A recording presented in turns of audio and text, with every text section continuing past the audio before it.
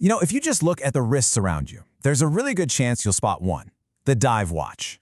It has, kind of quietly, become maybe the most popular style of watch on the entire planet. It looks just as good in a boardroom as it does on a beach, and today, we're going to figure out exactly why. But right away, that popularity creates this fascinating paradox, right? Why is a watch that was originally built as a life-saving tool, designed for the crushing pressures of the deep ocean, now one of the most common and beloved things people wear every single day? Let's unpack that.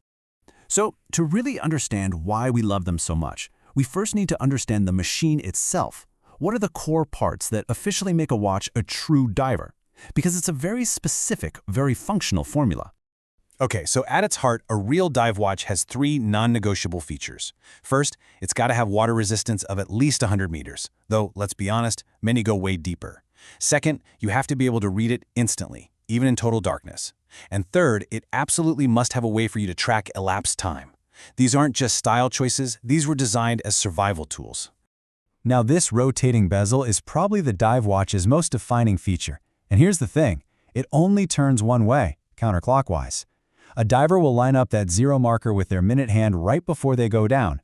As time passes, they can see at a glance how long they've been underwater. And that one-way design? It's a brilliant failsafe.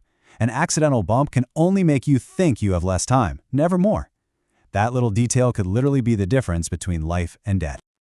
Next up is legibility. I mean, it makes sense, right? As you go deeper, light just disappears. That's why dive watches have these huge, bold markers and hands that are all coated in a luminous material, what watch fans call lume.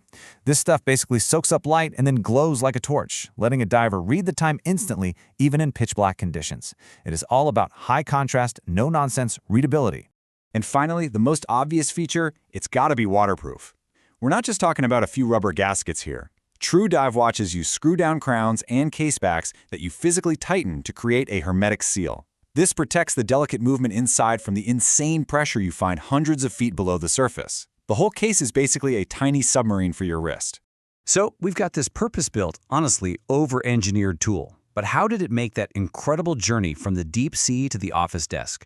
Let's dive into its unbelievable rise from a niche instrument to a global style icon. The transformation is pretty amazing when you think about it. What started as military-issue gear for groups like the US Navy slowly became the signature tool of real-world adventurers, like Jacques Cousteau, who brought the mysteries of the ocean right into our living rooms. Suddenly, it wasn't just an instrument for survival anymore. It became a symbol of adventure, of rugged quality, and of a timeless style that just works in almost any situation. This universal appeal, seriously fueled by on-screen heroes like James Bond famously wearing one, is a huge part of its success. As the publication Time Tide Watches puts it, the diver has pretty much become the quintessential watch. It's the default, the standard, the one watch you could own that will probably never look out of place. Okay, so all this popularity means the market has just exploded. And while you might think a watch this robust and capable would be crazy expensive, the dive watch category actually has incredible options at pretty much every single budget. You can kind of break the whole market down into three big tiers. At the affordable end, you've got absolute icons from brands like Seiko and Hamilton. In that mid-tier, you get these fantastic Swiss-made workhorses from Oris with their Aki's line or Mito's Ocean Star. And then you have the luxury legends, the watches that basically wrote the rulebook from Rolex, Omega, and Tudor. At the very, very top of that pyramid, the Rolex Submariner is, well, the undisputed benchmark. It's the watch everyone pictures when they hear the words dive watch.